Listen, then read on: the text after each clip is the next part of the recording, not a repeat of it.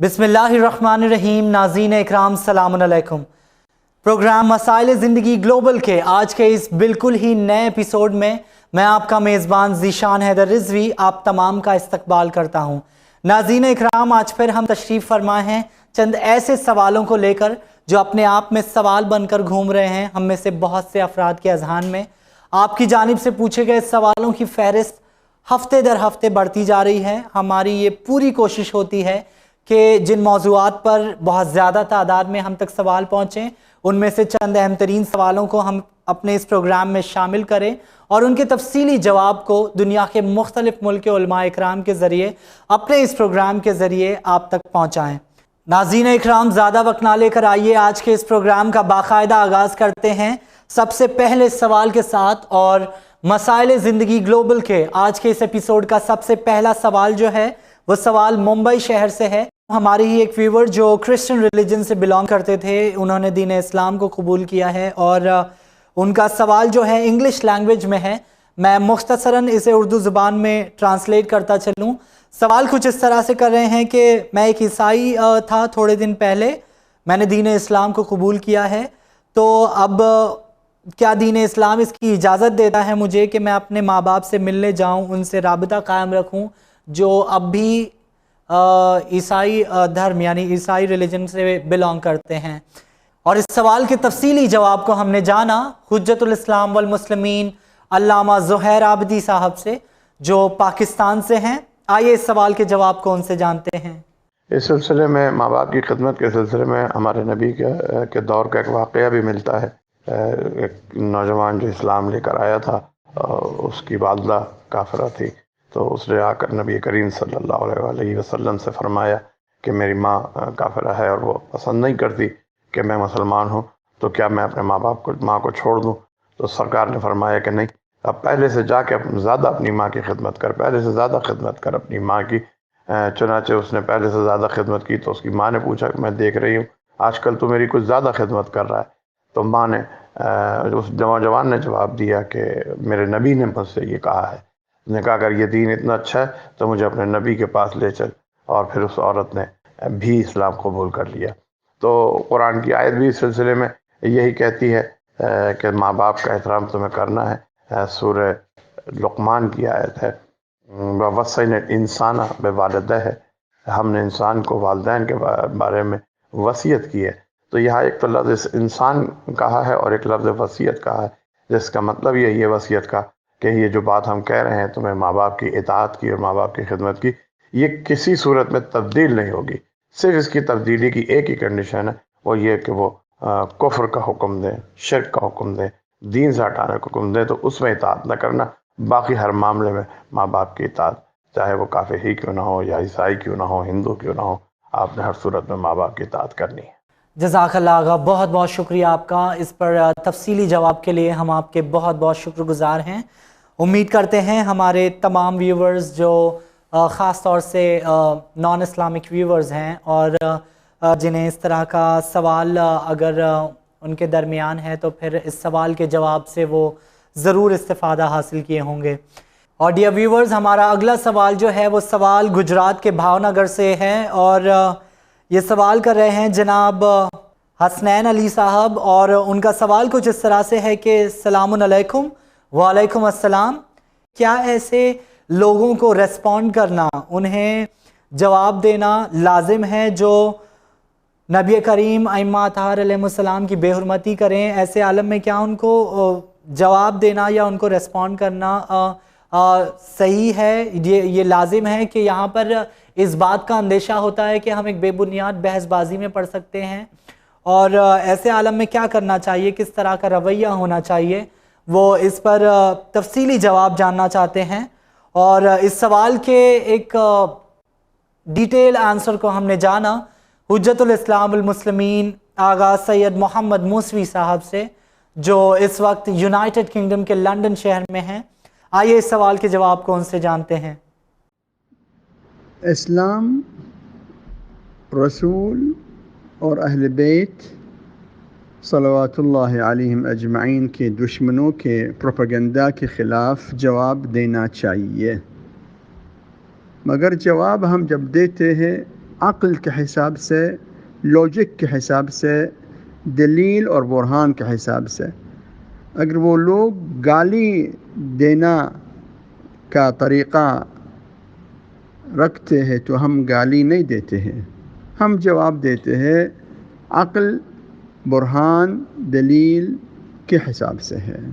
जज़ाकल्लाह आगा, बहुत बहुत शुक्रिया आपका। मसाइल ज़िंदगी ग्लोबल के इस एपिसोड में आपकी तशरीफ़ आवरी के लिए हम आपके बहुत बहुत शुक्रगुज़ार हैं। सादा से अल्फाज में इस सवाल के जवाब में आपने हमारे इल्म में इजाफ़ा किया, हम आपके बहुत बहुत शुक्रगुज़ार हैं। नाज़रीन इकराम, एक अगले सवाल के साथ इस एपिसोड को लेकर आगे बढ़ते हैं और ये सवाल बेंगलोर से है, हमारी व्यूवर सिस्टर इंसिया जाफरी की जानिब से। और वो सवाल कुछ इस तरह से कर रही हैं कि अस्सलाम अलैकुम। वालेकुम अस्सलाम।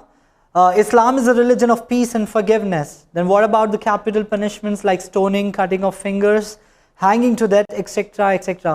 Why can't be criminals be penalized by keeping them in prison? इस सवाल को मैं मुख्तसरन उर्दू ज़ुबान में ट्रांसलेट करता चलूँ कि दीन इस्लाम जो सलामती का, जो अमन व अमान वाला दीन है, तो फिर जो दीन इस्लाम में जो शरिया लॉ के मुताबिक जिस तरह से एक्सट्रीम लेवल पर पनिशमेंट्स हैं, जिस तरह से बयान किया गया कि अगर कोई चोरी करता है और मुख्तलिफ मराहिल के मुताबिक तो उसकी उंगलियां काट देनी चाहिए, या फिर जिस तरह से दीगर गुनाह कबीरा हैं उनकी सज़ा को गुनाह कबीरा किताब में बयान किया गया है, उस हवाले से ये जवाब जानना चाहती हैं कि ऐसे आलम में क्या हम जिसने गुनाह किया है, जिसने क्राइम किया है, उसे जेल में रखकर कैद करके ही सज़ा क्यों नहीं दिया जा सकता? क्या ऐसा एक्सट्रीम लेवल पर पनिशमेंट सज़ा देना सही है? और इस पर तफसीली जवाब को हमने जाना हुज्जतुल इस्लाम वल मुस्लिमीन मौलाना जाफ़र लादक से, जो यूनाइटेड किंगडम के लंदन शहर से हैं। आइए इस सवाल के जवाब को उनसे जानते हैं। Bismillahirrahmanirrahim. Punishment isn't about being violent or non-violent inherently. Punishment is about ensuring that the person being punished learns from their mistake and is treated in accordance with the action that they have done. Therefore, Islam is not towards violence or non-violence, non-violent punishment or violent punishment.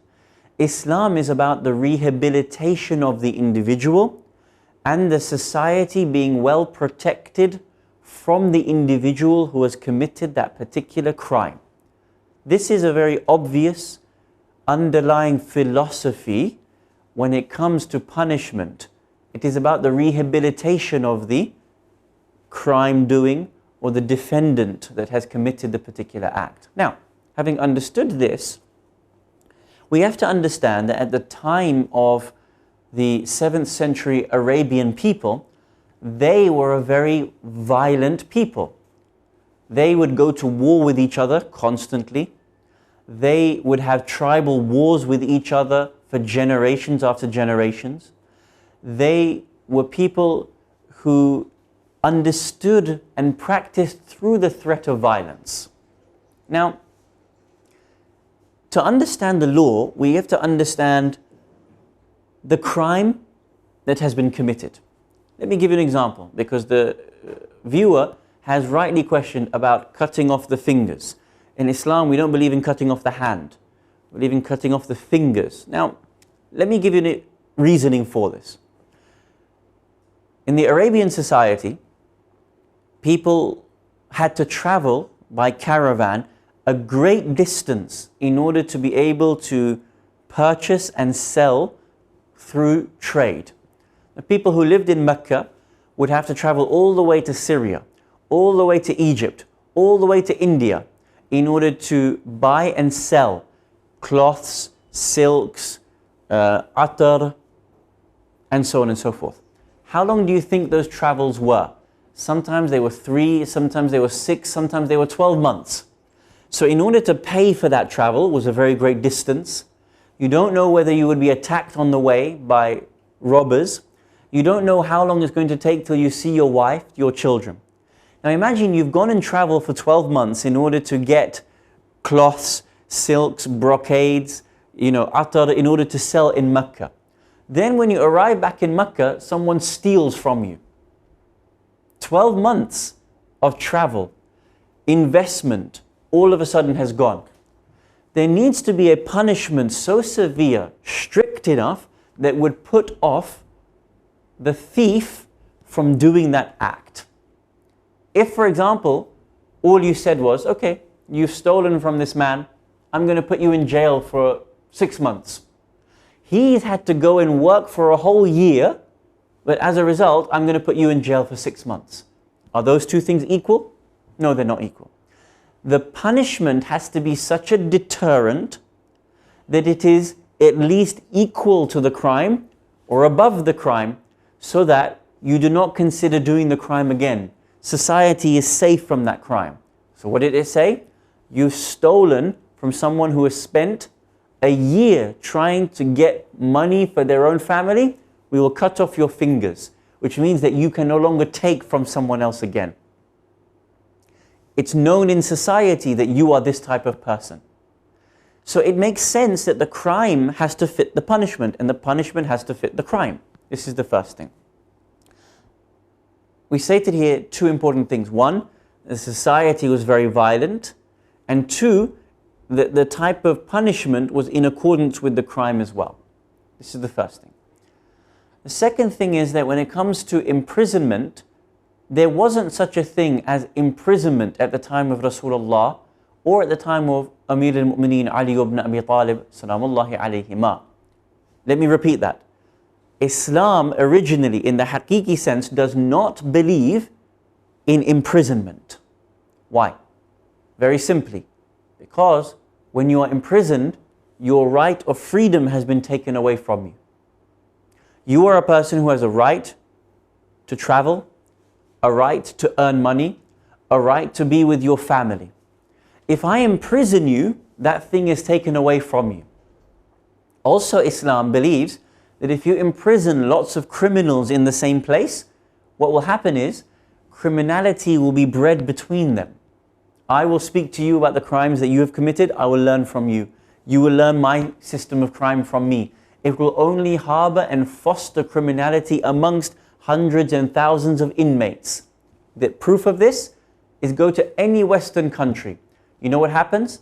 When a prisoner is released, 90% of those criminals go back to go and perform more crime. Where is the rehabilitation? Have they become better human beings? No. They learn new crimes, they learn new ways, and what they do is they try to practice that crime when they come out. It proves that prisons don't work. Also, in prison, very bad crimes are committed within prison. Gangs are made, violence is made, people kill each other, homosexuality is performed. Why? Because men do not have access to their wives. Women in prisons don't have access to men, their husbands. All these things are fostered within the imprisonment system. You have to think very carefully, brother, about the reality of crime and punishment. Are we following the system of God or are we not following the system of God? The reason why punishment is created is to help protect the individual and the society. Now, today in the world in which we live in, people have matured. People think about human rights differently. Arguably today, we don't need to think about lashing people. We don't need to think about cutting fingers off people. But there are certain crimes which are so heinous, a person is so dangerous that we do need to lock them away for a period of time. We do need to keep them away from mainstream society. We do need to have capital punishment. If someone is a mass murderer, if someone is a mass rapist, that person has to be kept away from society for the protection of society. That person may have to have his life taken from him in account of what he or she has done. So this question isn't about violence. You've misunderstood the issue of Islam altogether. Islam is not violent. Punishment isn't about violence. Islam is about rehabilitation of the person and the safety of society. When a person needs to be rehabilitated in matter X, that person will be rehabilitated in that way. When that person needs to be protected from himself and society in A, B or C way, that is the ultimate way that Islam would produce that punishment of that crime in today's time. Islam understands human psyche. Islam understands sociology of a community. It's not very simple as which many people think. Islam is a deep religion that appreciates the individual, appreciates the society, and therefore it responds to the individual needs and the societal needs in response and in accordance with those issues. I hope this has helped, inshallah, and we've explained clearly for you. Jazakallah Agha, very thankful to you for joining us once again in this very special episode of Masaele Zindagi Global, and this is for surely a detailed answer which will be very beneficial for all those who are watching this show right now, and I'm sure this will be very helpful specifically for all our viewers who belong to a non-Islamic religion. Thank you so much, brother, for joining us and increasing our knowledge on this very important question. सीधे बढ़ते हैं एक अगले सवाल की जानिब, और हमारा अगला सवाल जो है वो सवाल सिस्टर सैयदा नकवी की जानिब से, जो जम्मू एंड कश्मीर से हैं, और सवाल कर रही हैं जीमेल के ज़रिए। अपना सवाल उन्होंने हम तक पहुंचाया है। तफसीली सवाल है नाज़रीन इकराम, मुख्तसरन मैं इस सवाल को आपकी ज़ेर करता चलूँ। सवाल कर रही हैं कि क्या ये ऐसा करना जायज़ है कि एक ख़ातून अपने शौहर की इजाज़त लेकर या अपने वालिदैन की इजाज़त के साथ वो किसी ऐसी वेडिंग यानी कोई ऐसी शादी या ऐसे प्रोग्राम को अटेंड करे कि जहाँ पर म्यूज़िक बजाया जाए, जहाँ पर ऐसी चीज़ का, ऐसे काम का सर अंजाम दिया जाए कि जो दीन इस्लाम के बरखिलाफ़ है। ऐसे आलम में उन्हें क्या करना चाहिए ऐसी सिचुएशन में कि जब उन्हें मालूम है कि वो जहाँ से इनविटेशन उन्हें आया है वो उनके रिश्तेदार हैं, और वहाँ पर ऐसे प्रोग्राम को या शादी या फिर दीगर मौक़े पर जो प्रोग्राम्स ऑर्गेनाइज़ किए जाते हैं मुख्तलिफ़ लिहाज से, अगर वो अटेंड नहीं करती हैं तो फिर ऐसे आलम में प्रोग्राम्स ना अटेंड करना इख्तिलाफ़ात के सबब बन सकते हैं। और क़त्ए रहमी की बात यहाँ पर करें तो फिर बहुत सारी इम्पॉर्टेंट चीज़ें यहाँ पर सामने दरपेश होती हैं। एक तो अपने रिश्तेदारों के साथ रिश्तेदारी बनाए रखना, लेकिन दूसरी जानिब एक बहुत ही अहम तरीन पेचीदा मसला कि जहाँ पर बहुत सारे ऐसे काम सर अंजाम दिए जा रहे हैं जो दीन इस्लाम के ख़िलाफ़ हैं, जिस तरह से म्यूज़िक का प्ले करना, ये इन्होंने एक एग्ज़ाम्पल यहाँ पर बयान किया। तो ऐसी सिचुएशन में क्या करना चाहिए? एक तफसीली गाइडेंस के लिहाज से इस सवाल पर एक डिटेल आंसर को हमने जाना पाकिस्तान की मशहूर व मारूफ ज़ाकिरा अहले बैत में से एक ख्वाहर ज़किया बतूल नजफ़ी साहिबा से, जो इस वक्त पाकिस्तान के इस्लामाबाद शहर में हैं। आइए इस सवाल के जवाब को उनसे जानते हैं। औज़ुबिल्लाहि मिनश्शैतानिर्रजीम, बिस्मिल्लाहिर्रहमानिर्रहीम। एक ऐसी महफ़िल में जाना जहाँ पर ये ख़याल किया जा सकता है कि वहाँ पर कोई गैर शरई, गैर मुनासिब आमाल अंजाम दिए जाने का ख़दशा है, और उसके साथ साथ अगर ना जाएं तो फिर क़त्ए रहमी का भी ख़दशा है। मैं एक बात क्लियर करती चलूँ कि इस्लाम में कहीं पर भी किसी भी तरीक़ में क़त्ए रहमी के बारे में कभी भी इशारा या गुमान या एक हल्का सा भी ज़र्रा बराबर भी कोई तालीम या कोई ऐसी चीज़ नहीं मिलती, बल्कि हमेशा सिला रहमी, बुरे के साथ अच्छा करना। और हमारे लिए इसकी एक मिसाल मौजूद है कि जब रसूल अल्लाह ने सुलह हुदैबिया फरमाया तो उसमें आपने इस शर्त को कबूल किया कि गुनाह जहाँ पर होता है, जहाँ मुशरिकीन हैं, जहाँ पे मुनाफिकीन है, जहाँ बुत परस्ती होती है, अगर उस इलाक़े में, जो उस वक्त मक्का था, उस इलाक़े में हमारा कोई मुसलमान चला जाएगा तो उसको हम वापस नहीं ला सकेंगे। लेकिन अगर खुदा की उबूदियत की सरज़मीन मदीने में कोई आ जाएगा काफिर, तो उसको जाने की इजाज़त होगी।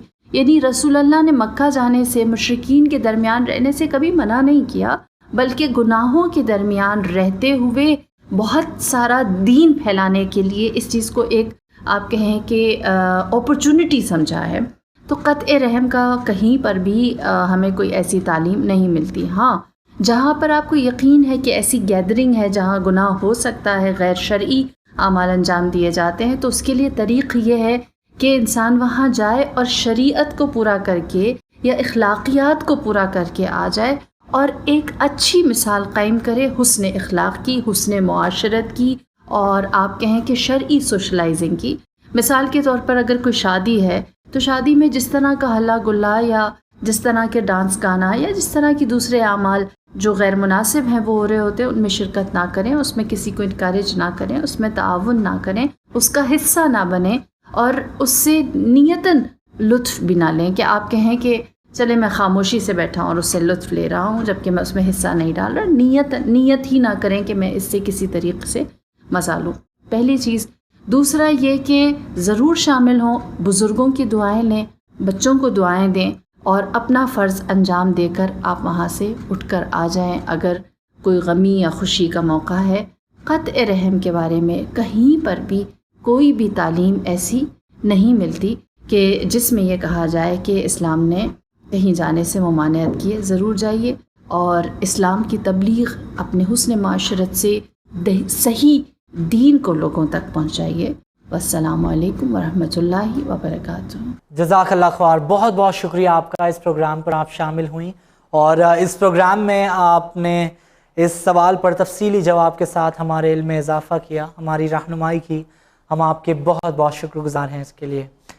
سیدھے بڑھتے ہیں ایک اگلے سوال کی جانب. سوال حیدرآباد سے ہے ناظرین اکرام، ہمارے ویور کی جانب سے، جناب قاسم عباس صاحب کی جانب سے. اور یہ سوال ان کا کچھ اس طرح سے ہے کہ کیا شیعہ مذہب تقیہ کرنے کا بڑھاوا دیتا ہے یا پھر یہ چیز لازم ہے؟ کس انداز سے اور کس لحاظ سے اس چیز کو امپلیمنٹ کرنا لازم ہے؟ اور اس پر وہ تفصیلی جواب جاننا چاہتے ہیں کہ تقیہ کس لحاظ سے بجا لانا چاہیے. کیا اس میں شیعہ مذہب نے اس چیز کو بڑھاوا دیا ہے یا اس چیز کو کم کر کے یعنی کم تر طریقے سے پیش کیا ہے؟ اس پر وہ ایک تفصیلی جواب جاننا چاہتے ہیں.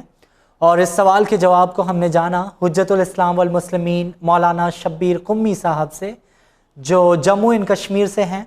آئیے اس سوال کے جواب کو ان سے جانتے ہیں. اعوذ باللہ من الشیطان اللعین الرجیم، بسم اللہ الرحمن الرحیم وبہ نستعین. جو سوال آپ نے فرمایا ہے کہ شیعت میں تقیہ کے لیے حوصلہ افزائی کی جاتی ہے اور اس کی جو واجب ہونا ہے وہ کس حد تک ہے، اس کے بارے میں یہ بتانا فرض سمجھتا ہوں کہ یہ ایک وسیع بحث ہے اور مختصر الفاظوں میں اس کی وضاحت اتنی آسان نہیں ہو سکتی ہے. البتہ میں یہ بتانا چاہوں گا کہ تقیہ اگر لغوی معنی میں دیکھا جائے تو اس کا مطلب ہے استتار، یعنی مخفی اور چھپانے کے معنی میں آتے ہیں. امام محمد باقر علیہ السلام نے تقیہ کے بارے میں فرمایا ہے، من لا تقی لا لا دین لا. یعنی تقیہ کی اتنی اہمیت کہی گئی کہ دین جزء دین سے قرار دیا گیا ہے کہ تقیہ بہت ضروری ہے. اس بات کو سمجھنے کے لیے ہمیں معصومین علیہ السلام اور انبیاء کرام کا جو طریقہ رہا ہے اور جو روش رہی ہے اس کا مطالعہ کرنا ضروری ہے، کیونکہ یہ روش اقلائی ہے اور عاقل بالغ ہر انسان جو بھی دنیا میں ہے وہ اس کا استعمال کرتا ہے، چاہے وہ دوسرے الفاظوں میں ہو. فوجی ساز و سامان جو بھی دنیا میں ہوتا ہے وہ اپنے آپ کو محفوظ رکھنے کے لیے ایک ٹیکٹک کا استعمال کرتا ہے. مثال کے طور پر جب جنگوں میں جاتے ہیں تو ان کے جو ساز و سامان کا رنگ ہوتا ہے وہ خاکی ہوتا ہے تاکہ دشمن کو زیادہ پتہ نہ چلے. اسی طرح ہم جب نظر ڈالتے ہیں کہ خداوند متعال نے حضرت موسیٰ علیہ نبینا علیہ السلام کو فرعون کے گھر میں رکھا اور فرعون اور ان کی والدہ گرامی ایک مقدس ہدف کے لیے تقیہ میں تھی اور اس کا مقصد وہ بہت ہی والا تھا. اگر وہ اظہار ایمان کر دیتی تو وہ بہت ہی نقصان دہ ہوتا اور اس کا جو مقصد الہی تھا وہ حاصل نہیں ہوتا. حضرت ابراہیم علیہ نبینا علیہ السلام کا قصہ تو قرآن میں بھی ذکر ہے کہ جب ان سے کہا گیا کہ آج تہوار منانے جائے تو انہوں نے کہا کہ میں آج بیمار ہوں. وہ بھی ایک تقیہ تھا اور مقصد تھا جو بت تھے ان بتوں کو توڑنا. इसी तरह रसूल अकरम सल्लल्लाहु अलैहि वसल्लम का जब वो मदीने की तरफ हिजरत करनी थी और गार हिरा में भी, वो भी एक किस्म का तकिया है, मख्फी होना। गार में खुद तकिया के माने वही मख्फी और इस्तितार में आता है। और तकिए के तकरीबन 5 किस्में हैं, खाली वाजिब नहीं है, वाजिब भी है, मुस्तहब भी है, मकरूह भी है, मबा भी है और हराम भी है। और तकिया उस वक्त वाजिब बन जाता है कि जब इंसान के माल, इंसान की जान और इंसान की नामूस खतरे में हो। उस वक्त अक्ल ये तकाजा करती है कि इंसान को अपने माल और जान और जो नामूस है उनकी हिफाजत के लिए तकिया करना चाहिए। और इसी तरह बाकी किस्से जो है, हराम तकिया उस वक्त, जिस तरह इमाम सादिक सल्लल्लाहु अलैहि ने फरमाया है कि हराम तकिया वो है कि जब आप देखेंगे कि किसी का हुकूक ज़ाया हो रहे हो, किसी का माल ज़ाया हो रहा हो, किसी की खून नाहक बहाया जा रहा हो, उस वक्त तकिया जायज़ नहीं है और हराम है। और इसी तरह बाकी जो किस्में बयान की गई है, बहरहाल मुफस्सल यहाँ पर बयान नहीं कर सकते। इंशाअल्लाह उम्मीद है कि मेरे इस सवाल से आपका जो सवाल है जवाब मिल गया हो। जज़ाकल्लाह आगा, बहुत बहुत शुक्रिया आपका। इस प्रोग्राम पर एक बार फिर आप शामिल हुए और इस सवाल पर हमारे इल्म में इजाफ़ा किया आपने। हम आपके बहुत बहुत शुक्रगुजार हैं। डियर व्यूवर्स, एक आखिरी सवाल के साथ इस प्रोग्राम को लेकर आगे बढ़ते हैं और मसाइल ज़िंदगी ग्लोबल के आज के इस एपिसोड का आखिरी सवाल जो है वो सवाल मुंबई शहर से है, सिस्टर समरीन आबदी की जानिब से। और वो सवाल कुछ इस तरह से कर रही हैं कि अगर शौहर की इजाज़त के साथ ज़ौजा जॉब करने जाती है तो उसकी सैलरी में उसकी तनख्वाह जो है उसमें शौहर का हक़ कितना होता है, और ऐसे आलम में जो शौहर की ज़िम्मेदारी होती है अपने ज़ौजा की जानिब, जो नानो नफ़का की बात करें या ख़र्चे के हवाले से बात करें, तो ऐसे आलम में क्या वो ज़िम्मेदारी कम हो जाती है या वो वजूद में बाकी नहीं रहती, सिर्फ़ इस लिहाज से कि अब ज़ौजा भी जॉब कर रही है और काम कर रही है। तो यहाँ पर फ़ाइनेंशियली अपनी ज़िंदगी को, यानी शौहर और ज़ौजा की ज़िंदगी को बैलेंस्ड तरीके से गुजारने के लिहाज से वो एक तफसीली जवाब जानना चाहती हैं। और इस सवाल के जवाब को हमने जाना हुज्जतुल इस्लाम वल मुस्लिमीन मौलाना अली अमीर रिजवी साहब से, जो इस वक्त ईरान मुल्क में हैं।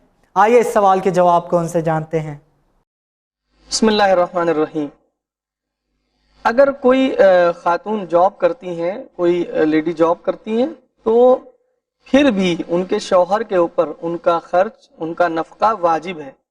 यानी कोई औरत खुद अपने पैसों से कितनी ही मालदार क्यों ना हो, या मसलन वो उसके पास अपने वालिद की कितनी मीरास क्यों ना हो, करोड़पति अरबपति हो, कोई फर्क नहीं पड़ता है, उसका शौहर जो है उसके ऊपर उसका खर्च वाजिब है। तो एक मसला ये। दूसरा सवाल जो इसी सिलसिले में है वो ये है कि अगर वो मर्द की इजाज़त से, यानी अपने शौहर की इजाज़त से काम करने के लिए गई है बाहर, तो अब जो उसको सैलरी मिलेगी उस सैलरी में शौहर को हक नहीं है कुछ मांगने का। हाँ, वो अपनी मर्जी और खुशी से दे, वो एक अलग बात है। अच्छा, यहाँ पर एक बात अर्ज कर दें कि कुछ हमारे पास शरई अहकाम हैं और कुछ अखलाकी अहकाम हैं। शरई हुक्म तो ये है जो मैंने अर्ज किया है, हाँ, लेकिन अखलाकी फरीजों के एतबार से बहरहाल आपस में एक अंडरस्टैंडिंग होनी चाहिए, एक दूसरे का ख्याल रखें। अगर एक ज़ौजा जॉब कर रही है, उसके पास कुछ पैसा है, शौहर को ज़रूरत है या शौहर चाहता है, उससे कुछ लेना चाह रहा है, तो अपनी सेल्फ अंडरस्टैंडिंग से और आपसी रजामंदी से एक दूसरे को दे दें, तो ये बहरहाल रिश्तों को मजबूत बनाता है। मगर हाँ, जहाँ तक शरई हुक्म की बात है, वो शरई हुक्म वही है जो मैंने अर्ज किया है कि अगर उसने खुद परमिशन दी है जाने की, तो हक नहीं है उससे कुछ तलब करने का और मांगने का। जज़ाकल्लाह आगा, बहुत बहुत शुक्रिया आपका। इस पर तफसीली जवाब के ज़रिए आपने हमारे इल्म में इजाफ़ा किया। मैं उम्मीद करता हूँ कि हमारे तमाम व्यूवर्स जो ख़ास तौर से यकीनन इस ग्लोबलाइज्ड वर्ल्ड में ये चीज़ आम तौर से देखी जाती है, जहाँ पर हस्बैंड वाइफ दोनों जॉब कर रहे होते हैं, और इस पर ज़िम्मेदारियों के लिहाज से आपने जिस तरह से एक तफसीली जवाब के ज़रिए हमारे इल्म में इजाफ़ा किया, मैं उम्मीद करता हूं कि हमारे तमाम व्यूवर्स जो इस एपिसोड को देख रहे हैं वो इस जवाब से ज़रूर मुस्तफ़ीज़ हुए होंगे। नाज़रीन इकराम, इसी के साथ हम आज के इस एपिसोड को यहीं पर इख्तिताम करते हैं। शुक्रगुजार हैं हमारे तमाम इस्लामिक स्कॉलर्स के जो मुख्तलिफ़ मुल्क से आज के इस एपिसोड में शामिल हुए, तफसीली जवाबात के ज़रिए हमारे इल्म में इजाफ़ा किया। हम उनके बहुत बहुत शुक्रगुजार हैं। آپ کے قیمتی ریسپانسز ناظرین اکرام، آپ کے سوالات بھی ہم تک مسلسل پہنچ رہے ہیں، جس کے لیے میں آپ کا تہہ دل سے شکریہ ادا کرنا چاہوں گا۔ اور اسی طرح سے آج کے اس ایپیسوڈ کے حوالے سے بھی اپنے رائے مشورے، اپنے قیمتی ریسپانسز، اپنے فیڈ بیک ہم تک ضرور پہنچائیں، واٹس ایپ کے ذریعے، فون کال کے ذریعے، جی میل کے ذریعے، مختلف میڈیمز کے ذریعے آپ ہم سے رابطہ قائم کر سکتے ہیں۔ خاص طور سے اپنے سوالات ضرور پہنچائیں۔ پوری کوشش ہوگی کہ ہم آپ کی جانب سے پوچھے گئے سوالوں کو ہم اپنے آگے کے ایپیسوڈز میں شامل کریں۔ انشاءاللہ ہم پھر حاضر ہوں گے ایک اور بالکل ہی نئے ایپیسوڈ کے ساتھ۔ تب تک کے لیے میں آپ کا میزبان ذیشان حیدر رضوی آپ سے اجازت چاہوں گا۔ شکریہ، خدا حافظ۔ دیکھتے رہیے چینل ون، پیغام انسانیت۔